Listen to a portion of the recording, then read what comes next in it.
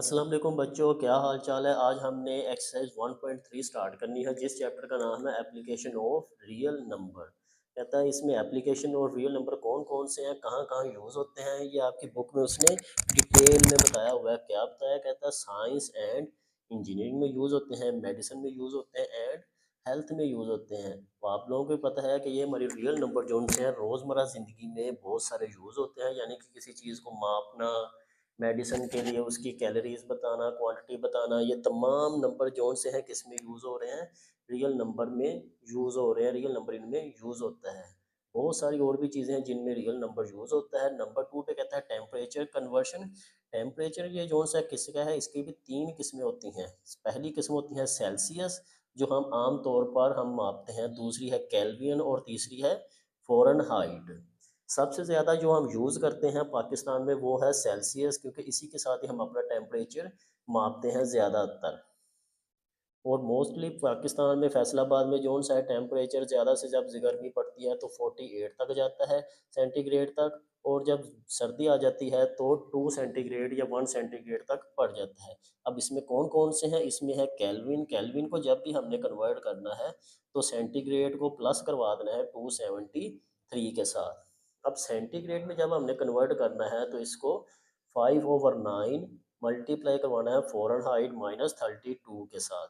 उसके बाद क्या आ गया, जब फ़ारेनहाइट में कन्वर्ट करवाना है तो 9/5 सेंटीग्रेड प्लस 32। ये तीन फार्मूले हैं कि टेम्परेचर को मापने के। उसके बाद आ गया है profit and loss. Profit and loss में क्या है, यानी कि कोई चीज़ आपको मुनाफा हो रहा है या नुकसान हो रहा है। प्रॉफिट का फार्मूला क्या होता है, सिंपल प्रॉफिट का, प्रॉफिट किसके इक्वल होता है, सेलिंग प्राइस में से कॉस्ट प्राइस को माइनस कर दें तो वो हमारे पास क्या आ जाता है, प्रॉफिट आ जाता है। यानी कि अगर आपने कोई चीज़ बेची है और जितने की खरीदी है, दोनों में से माइनस कर दें तो जो आपके पास बाकी रकम बचेगी वो आपकी प्रॉफिट है। और प्रॉफिट को पी से भी ज़ाहिर कर सकते हैं, सेलिंग प्राइस को एस पी और कॉस्ट प्राइस को सी पी के साथ। इसी तरह आ गया है प्रॉफिट परसेंटेज। अगर आपको प्रॉफिट परसेंटेज में फाइंड करना है तो इसका सिंपल सा एक फार्मूला है, जो आपको प्रॉफिट हुआ है वो ऊपर और कॉस्ट प्राइस जो सी थी वो नीचे, मल्टीप्लाई करवा देना है आपने 100 के साथ। इसी तरह लॉस है, लॉस जिस तरह प्रॉफिट था, लॉस में होता है कॉस्ट प्राइस में से सेलिंग प्राइस को माइनस कर देना। और लॉस परसेंटेज जो सा है उसका क्या है, लॉस ऊपर कॉस्ट प्राइस मल्टीप्लाई 100। ये सेम वैसे ही है जिस तरह है प्रॉफिट का है उसमें पी ऊपर था, इसमें लॉस ऊपर है। चलते हैं एक्सरसाइज के क्वेश्चन नंबर 1 की तरफ। एक्सरसाइज 1.3 का क्वेश्चन नंबर 1 है, जिसमें क्या कहता है, the sum of three consecutive integers है इज 42। कहता है तीन इंटीगर कोई से भी है उनको प्लस किया है तो क्या आ गया 42। फाइंड द थ्री इंटीगर जो उनसे तीन जमा की हैं जिनके साथ, वो कौन कौन से हैं वो हमने फाइंड करने हैं। तो हमने क्या करना है, लेट कर लेना है। फर्स्ट इंटीगर जो सा है उसको हमने शो करवा दिया, ये क्या है, एक्स है। और इसी तरह सेकंड जोन सा है उसको हमने शो करवा दिया x+1। और इसी तरह ही सेम जोन सा थर्ड है उसको हमने शो करवा दिया x+2। ये हमारे तीन इंटीग्रल बन गए। इनको क्या कहता था, इनको जमा किया तो जमा करने के बाद क्या आ गया था, 42 अकॉर्डिंग टू द क्वेश्चन। जिसमें क्या कहता था, इन सब को प्लस किया तो प्लस करने के बाद हमारे पास क्या आ गया 42। हमने इन तीनों को प्लस कर दिया, पहली x है प्लस x+1 और प्लस x+2। अब इसको प्लस किया तो क्या कहता था, आ गया 42। अब ये भी x है, ये x है और ये x है, तो ये हो गए हैं 3x। और 2 और 1 कितने हो गए, +3 इक्वल है किसने के, 42। अब ये 3 इधर प्लस हो रहा है तो दूसरी साइड पर जाएगा तो क्या हो जाएगा, -42 में से 3 माइनस किए तो कितने रह गए, 39। अब 3 इधर मल्टीप्लाई हो रहा है, ये दूसरी साइड पर जाएगा तो क्या हो जाएगा, x इक्वल आ गया 39। 3 के टेबल में 39, x की वैल्यू आ गई है 13। अब हमारे पास x की वैल्यू आ गई है। x क्या था, हमारा फर्स्ट इंटीगर था। अब x की वैल्यू आ गया, इसी के साथ हमें सेकंड और थर्ड की निकाल लेनी है। फर्स्ट आ गया है 13,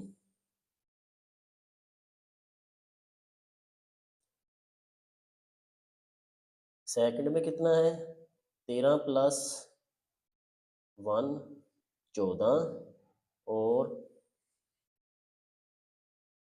थर्ड जोन सा है वो कितना आ गया है 13 प्लस 2 तो 15।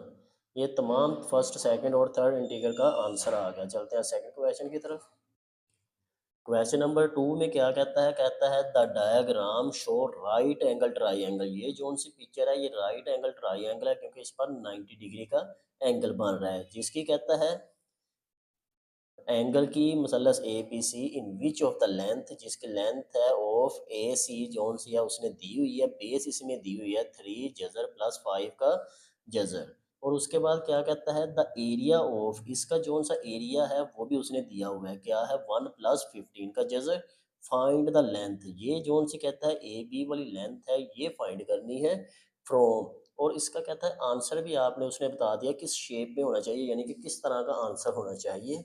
ऐसा कहता आंसर होना चाहिए ए के साथ 3 जजर वाली रकम हो और बी के साथ 5 जजर वाली रकम।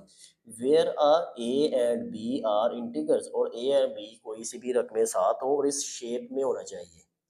अब हमारे पास क्या चीज़ें आ गई इसमें, हमारे पास एरिया उसने दिया हुआ था, एरिया किसके इक्वल था 1 प्लस 15 जजर के। और बेस जोन सी थी वो उसने हमें दी हुई थी 3 का जजर प्लस 5 का जजर।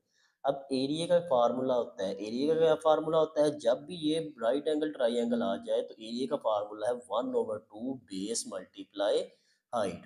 जब भी ट्राइंगल आ जाए या राइट एंगल ट्राइंगल तो उसका एरिया निकालना है, तो क्या फार्मूला है 1/2 बेस मल्टीप्लाई हाइट। अब हमारे पास एरिया की वैल्यू है, एरिया क्या था 1 प्लस 15 का जजर इक्वल है किसके 1/2 बेस हमें दी हुई है 3 का Jhajjar plus 5।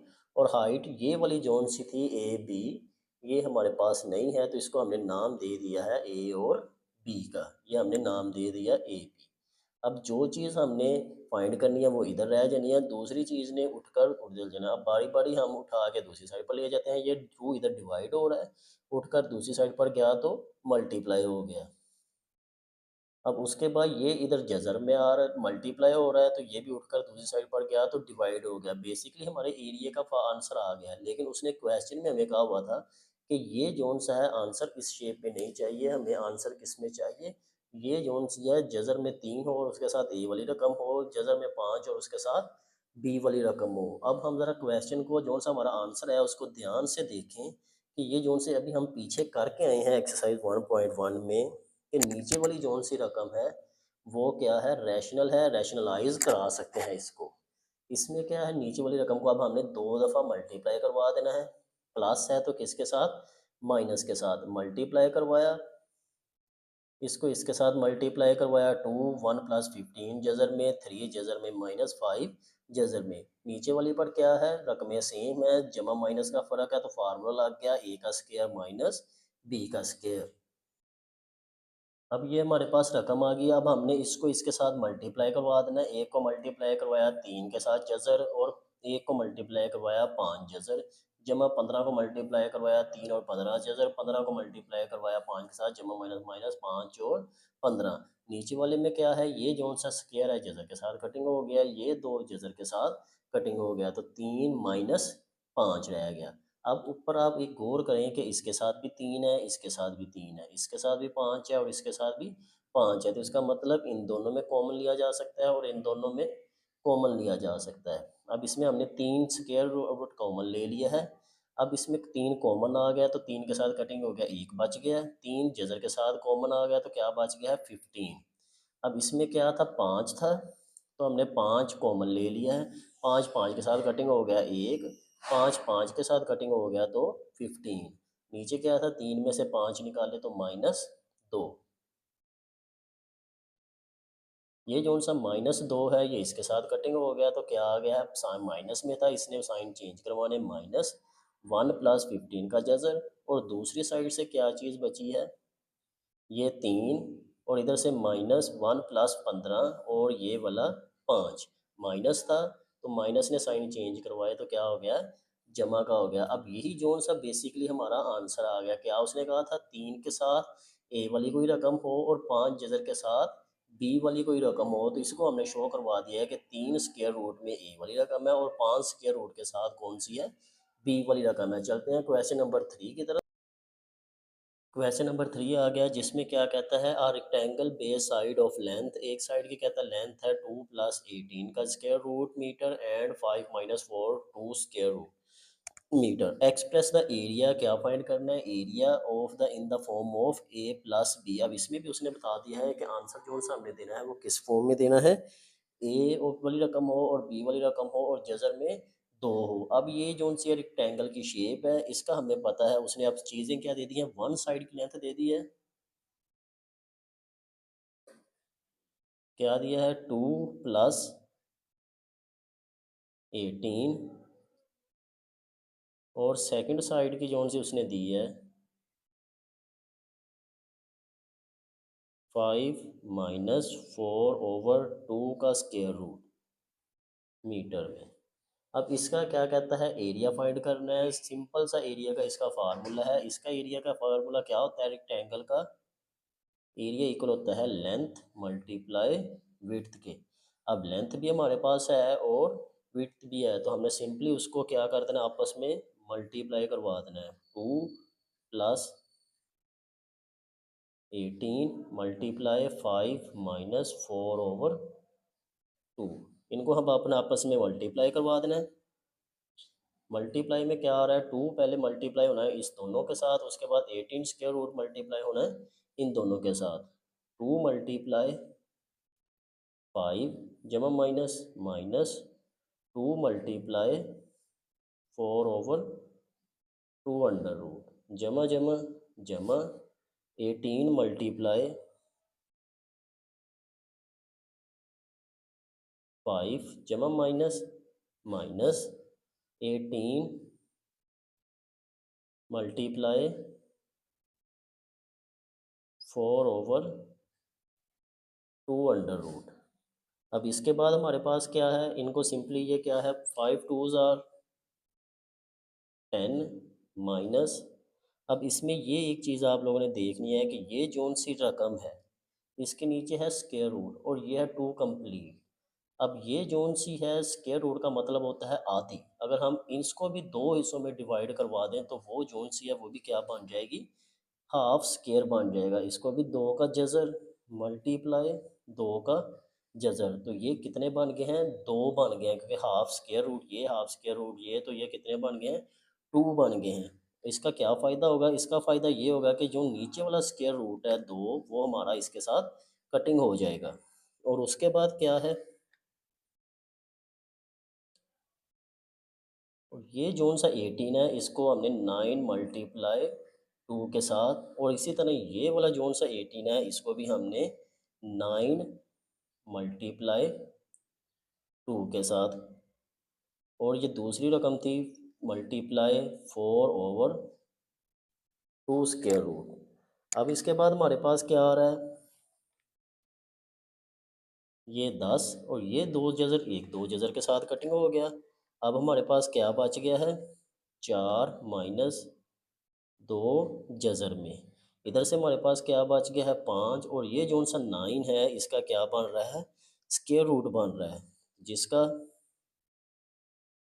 Square root multiply 2 minus, इधर से भी ये जोन सा 2 जज़र है, ये इस जज़र वाले के साथ कटिंग हो गया, और इसका भी क्या बन रहा है, स्क्वायर रूट बन रहा है, 3 का स्क्वायर मल्टीप्लाई 4। इसके बाद क्या आ गया है, सेम वही 10 माइनस 4 जज़र में 2 प्लस जिसका स्क्वायर बन गया वो जज़र से बाहर, और जिसका नहीं बना वो क्या है, जज़र के अंदर रह गया, 5 × 3 और जज़र में 2। सेम इसी तरह ये बाहर आ गया, 3 × 4। अब फिर यही वही चीज़ आ गई है, 10 माइनस 4 जज़र में 2, 5 3s are 15, 2 minus 4 3s are 12। ये 10 है और ये है 12, 10 में से 12 निकाले तो हमारे पास क्या आ रहा है, -2 आ रहा है। 15 में से ये भी 15 जज़र का 2 है, ये 4 जज़र का 2 है, 15 में से 4 निकाले तो हमारे पास क्या आ रहा है, जमा 11 जज़र में 2। यही हमारा आंसर आ गया, जो उसने कहा था कि ए वाली रकम हो और बी वाली रकम हो और साथ जज़र में क्या हो, 2। क्वेश्चन नंबर 3 हो गया कंप्लीट। चलते हैं क्वेश्चन नंबर 4 की तरफ। क्वेश्चन नंबर 4 आ गया जिसमें क्या कहता है फाइंड टू नंबर, दो नंबर फाइंड करने हैं हुज सम, जिसको जमा करने के बाद आता है 68 एंड उन्हीं को माइनस करने के बाद डिफरेंस लेने के बाद क्या आता है इज 22। क्या कर लेना है हमने, लेट कर लेना है जो उनसे टू नंबर हैं उनको एक्स और वाई, ये हमने फ़र्ज़ कर लिया है। लेट द टू नंबर जो से हैं वो हमारे पास क्या है एक्स और Y. According to the question क्या कहता है, अकॉर्डिंग टू क्वेश्चन के मुताबिक क्या कहता था, इन दोनों रकमों को एक दफ़ा क्या करो प्लस करो तो वो क्या आता है एक्स प्लस वाई इक्वल आता है 68 के, और उन्हीं का difference x minus y equal आ रहा है 22 के। सिंपली अब हमने इन दोनों को क्या कर दिया, ऐड कर दिया है। ये जमा माइनस है तो ये कटिंग हो गए, ये वन और वन कितने हो गए 2x, 68 में 22 ऐड किए तो वो हो गए हमारे पास 90। अब हमारे पास क्या है, इधर टू मल्टीप्लाई हो रहा है, दूसरी साइड पर जाएगा तो क्या हो जाएगा, डिवाइड हो जाएगा 90 डिवाइड टू, तो x की वैल्यू अब हमारे पास आ गई है 45। x की वैल्यू अब हमारे पास क्या आ गई है 45। अब इसी x को अब हमने पुट कर देना है इक्वेशन नंबर 1 में।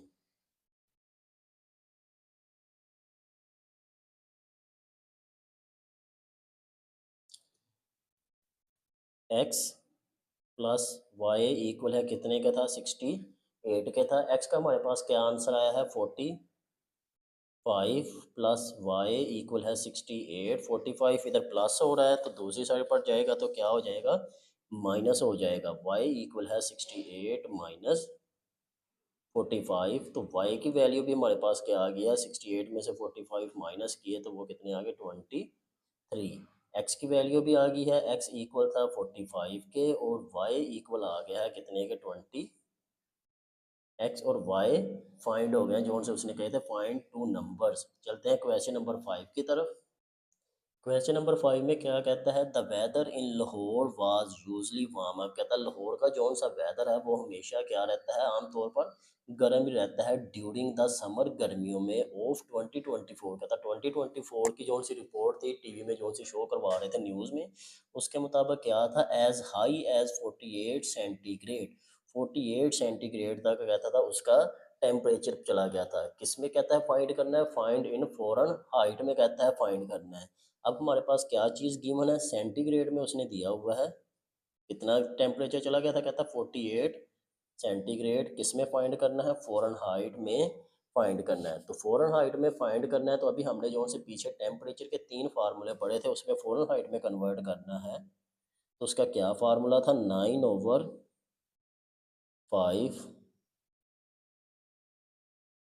9/5 सेंटीग्रेड प्लस किसके साथ कर देते थे 32 के साथ। सिंपल सा ये फार्मूला है। अब हमारे पास क्या है, वैल्यू है किस किस की, 9/5 सेंटीग्रेड हमारे पास ये जोन सा है कितने सेंटीग्रेड दिया हुआ है 48 सेंटीग्रेड प्लस 32।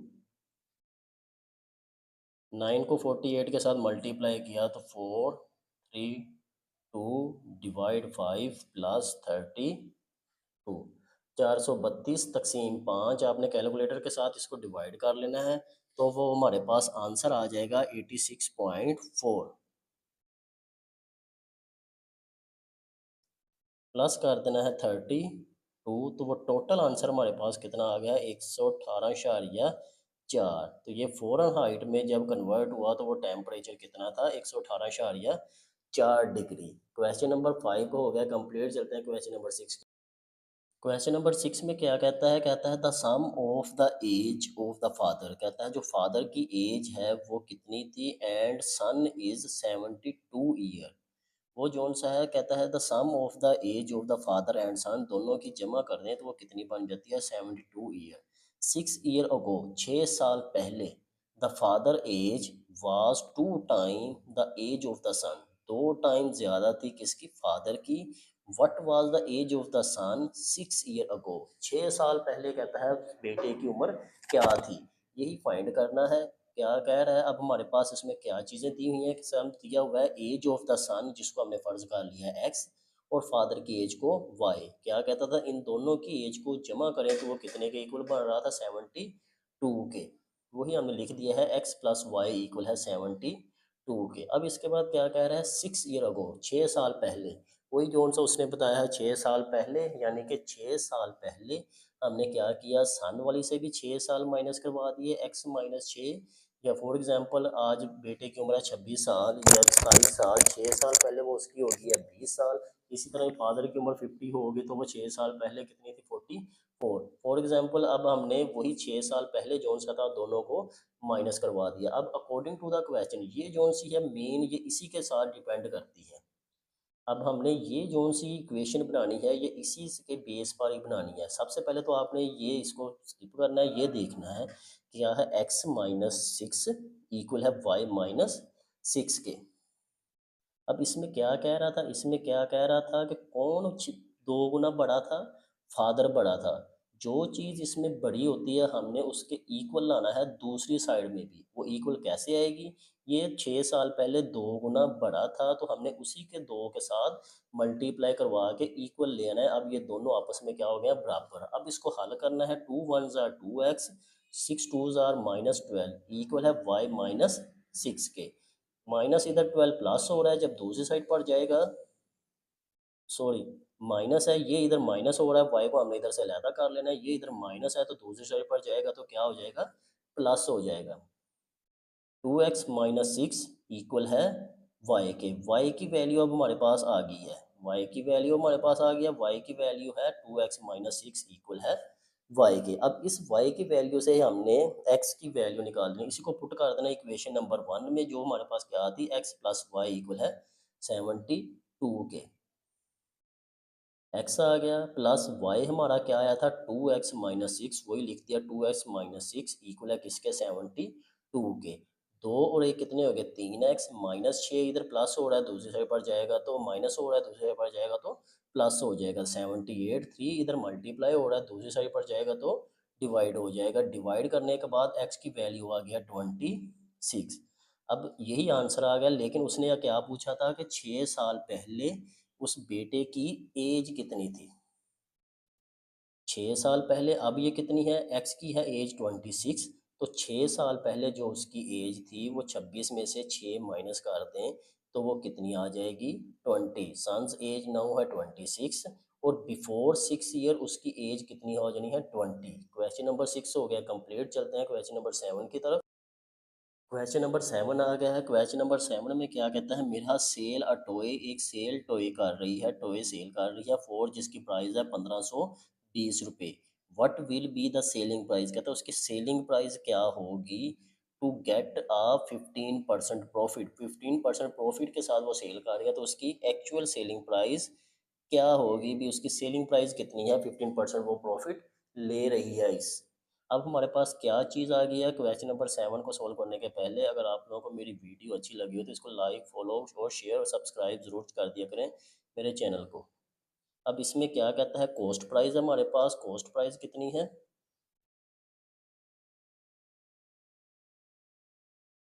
कॉस्ट प्राइस है हमारे पास 1520, और हमारे पास प्रॉफिट जोन सा है वो कितने परसेंट है, 15%। सिंपली क्या फाइंड करनी है, प्रॉफिट, पहले हमने अमाउंट फाइंड करनी है, प्रॉफिट कितना हुआ है,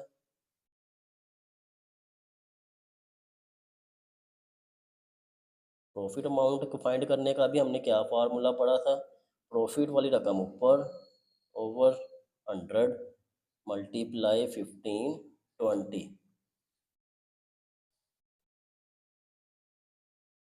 अब इसमें क्या आ रहा है, ये ज़ीरो ज़ीरो के साथ, 5 2 बार 10, 5 3 बार 15, इसको इसके साथ मल्टीप्लाई किया और उसके बाद डिवाइड किया तो उसका आंसर आ जाता है हमारे पास 228। आप लोगों ने कैलकुलेटर के साथ हल कर लेना है, इधर कैलकुलेटर मेरे पास नहीं है तो मैंने डायरेक्ट कर रहा हूँ, आप लोगों ने कैलकुलेटर के साथ हल कर लेना है। अब इसके बाद वो क्या कहता था, हमारे पास सेलिंग प्राइस में वो कितने की सेल कर रही है, कि ये जिसके साथ 15% प्रॉफिट की वैल्यू आ गई है। अब हमने सेलिंग प्राइस फाइंड करनी है। सेलिंग प्राइस क्या है, cost price plus profit. Profit हमारे पास कितना हुआ है, कॉस्ट प्राइस है 15-20 प्लस प्रॉफिट हमारे पास हो गया 228। तो जो चीज़ सेल कर रही है वो 1748 में वो इस टॉय को सेल कर रही है।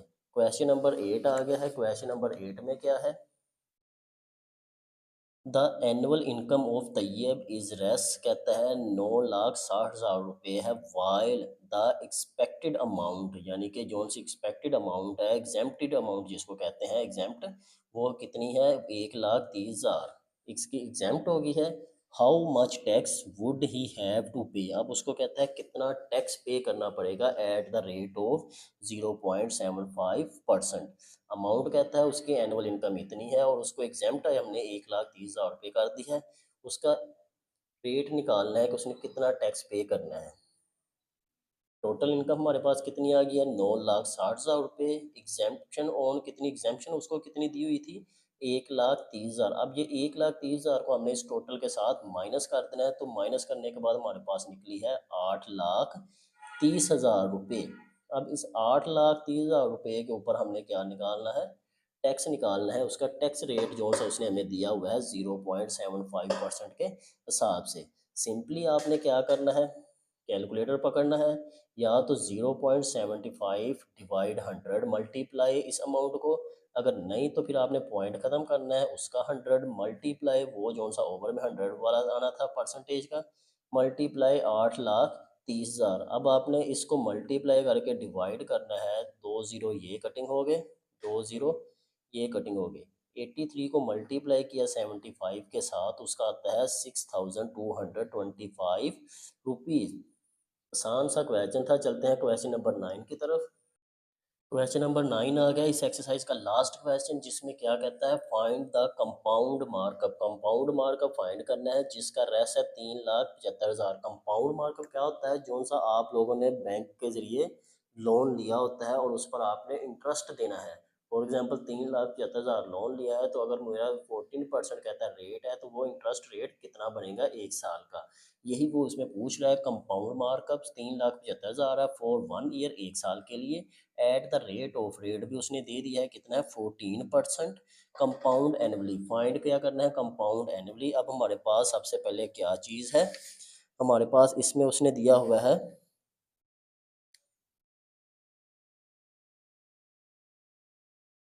प्रिंसिपल अमाउंट दी हुई है। कितनी दी हुई है? 3,75,000। और उसने क्या दिया हुआ है? रेट। रेट कितना दिया हुआ है? रेट उसने दिया हुआ है हमें 14%। अब हमने क्या निकालना है इसका? एनुअली, कंपाउंड एनुअली निकालना है, जिसमें क्या है? सिंपली हमने 14/100 मल्टीप्लाई, यही जो सी अमाउंट है 3,75,000। 2 0 2 0 के साथ कटिंग हो गए, 2 0 के साथ कटिंग हो गए। अब क्या चीज़ बच गई है? 14 × 3,750। अब इसको हमने क्या करना है? मल्टीप्लाई करना है। तो वो हमारे पास क्या आंसर आ जाता है कैलकुलेटर के साथ? अब आप लोग मल्टीप्लाई करोगे तो 52500, ये इसका आंसर आ जाता है। यह है सिंपल 1 ईयर का कंपाउंड मार्कअप निकालना था इसलिए। अगर वो ज़्यादा ईयर का निकालने को कह दे, 2 साल 3 साल, तो उसका एक्चुअल फार्मूला है, फिर उसका क्या फार्मूला है एक्चुअल? अगर वो, ये तो सिंपल था, इसमें आ गया 1 साल का निकालना है, तो सिंपली हमने ऐसे कर देना है। अगर फॉर एग्जांपल कहता है 2 साल का निकालना था, तो 3 साल का निकालना था। कंपाउंड का क्या फार्मूला है? P multiply principal amount 1 plus rate over 100 n। अब n से क्या मुराद है? n से मुराद आ गया टाइम, जितनी दफ़ा वो कहे, एक मुद्दत, 1 साल, 2 साल, 3 साल। और माइनस किसके साथ करवाना है दोबारा? प्रिंसिपल अमाउंट के साथ। एक्चुअल फार्मूला है ये कंपाउंड का, लेकिन हम उसमें क्या था? सिंपली 1 साल का निकालना था। तो हमने क्या किया? उसी अमाउंट को मल्टीप्लाई करवा दिया 14/100। एक्सरसाइज 1.3 हमारी कंप्लीट हो गई। अगर आप लोगों को वीडियो अच्छी लगी हो तो इसको लाइक, फॉलो, शेयर और मेरे चैनल को सब्सक्राइब ज़रूर कर दिया करें। शुक्रिया, अल्लाह हाफिज़।